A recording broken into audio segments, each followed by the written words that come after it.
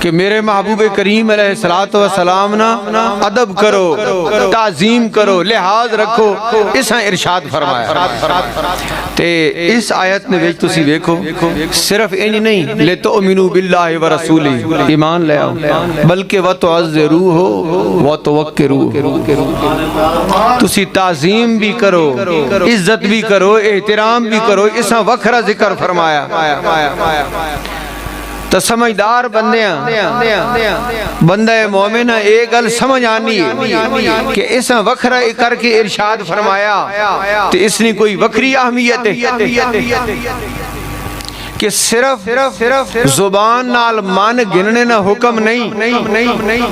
بلکہ تعظیم تے عزت رکھنے نہ حکم دیتا گیا، آداب نہ لحاظ رکھنے نہ حکم دیتا گیا، عزت کرنے نہ حکم دیتا گیا، اور ایسا لازم